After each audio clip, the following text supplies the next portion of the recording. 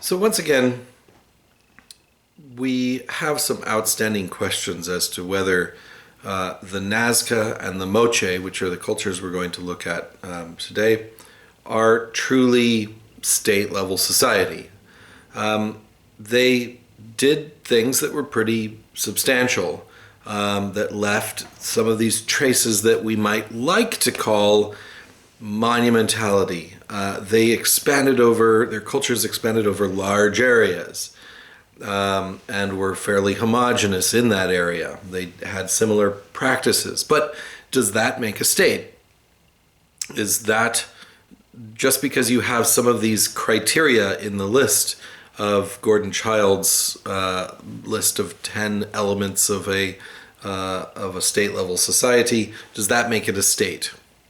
Well, some say yes. Some who look at the Nazca and the Moche say yes, these are state-level societies. But others are more cautious about this.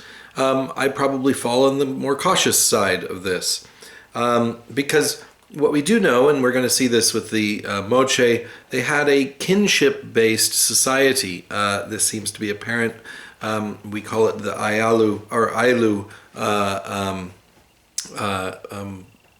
organization structure, social structure that was smaller scale. And so it seems to be that they held together a larger scale group culture, but didn't have central organizations, political organizations at least. Even if they might have had similar belief structures and trading patterns and things like that held together a culture over a wide area, they may not have been hierarchically organized.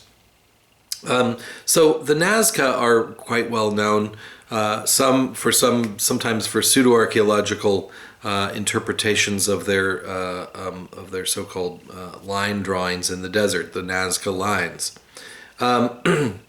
This culture, the Nazca, existed in the Nazca and Ica valleys on the southern coast of what's now Peru. And they existed at the same time as what we're going to look at in a moment here, the Moche culture, which was further to the north, also which was on a more coastal area. So they were contemporary. About 2,000 years ago is when they started to rise, and both of them lasted for about 1,000 years. The Nazca, as I said, are famous for these Nazca lines, which are patterns that were drawn, so-called drawn in the desert. What you're doing is that there's a differentiation in the desert. You have this desert varnish, which blackens the stones through a patina that forms on them just through time. Some stones that are exposed to the elements are blackened, and so they turn dark color.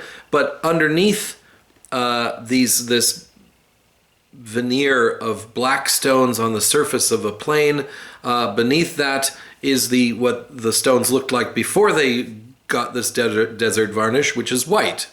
And so the ones that are weathered are black, and below those that aren't weathered are white. All you have to do is kick some of the black stones away, and it exposes the white stones below. And if you can push those into patterns, you actually can generate some pretty complex patterns very easily, in fact. All it does is brushing things away.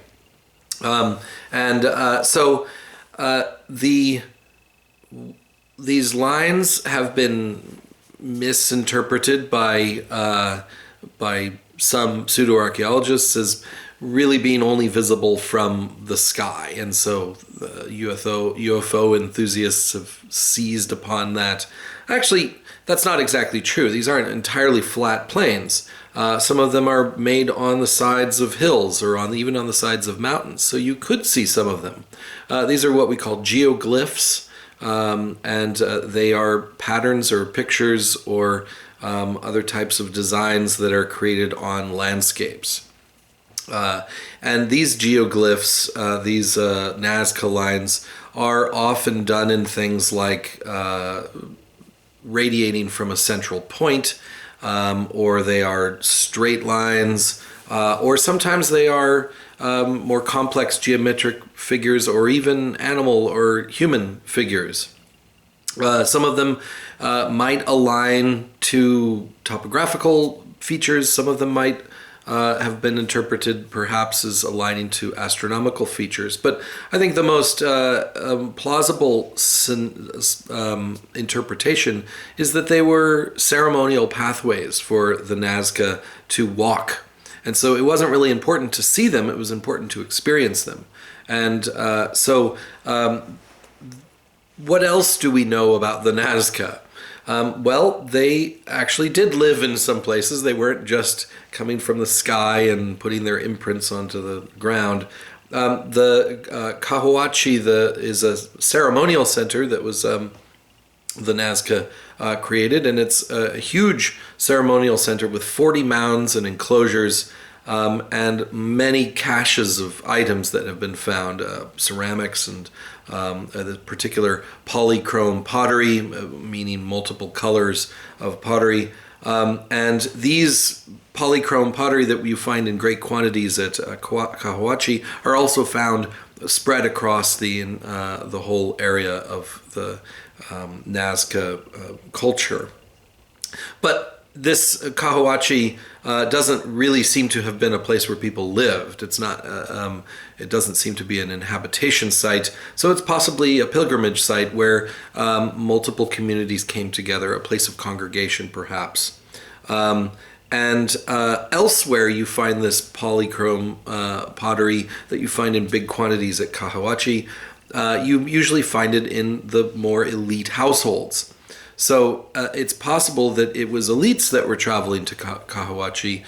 But what does that tell us about their social structure? Well, there were probably some elites, and maybe some of them participated in this communal, ceremonial activities in a place like Cahuachi.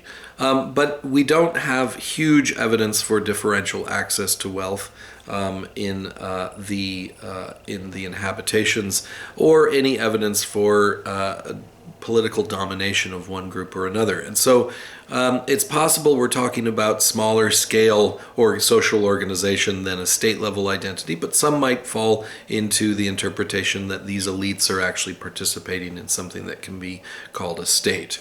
Now, further to the north, we have the Moche, who were contemporary, almost exactly contemporary, along the Pacific coast of Peru. And it seems as though they were more likely a state-level society. It seems not to be too much of a stretch for that. They lived in larger cities of maybe around 5,000 people, but they also had this Ailu system that I mentioned before, of kinship group-based society. So how was that organized? And also we see a fetishization, a real emphasis placed on warrior culture in the Moche. And so was this political or ritual violence that was done? We're not quite sure. They also had mounds, including a pyramid of the sun. And so they seem to have been the outgrowth of these earlier complex chiefdoms that we've seen in previous chapters. And we do start to see some social differentiation in terms of burials. So some people are buried with more goods than others. And some of them are quite elaborate with really rich grave goods. For instance, Sipan in the Lambayeque Valley, San Jose de Muro in the Equatepeque Valley, and where we find gold objects and items of a warrior elite.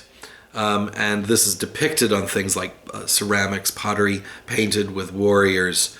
And you have this very typical Moche pottery, which is done in figurine type shapes and things, showing warriors in their full regalia.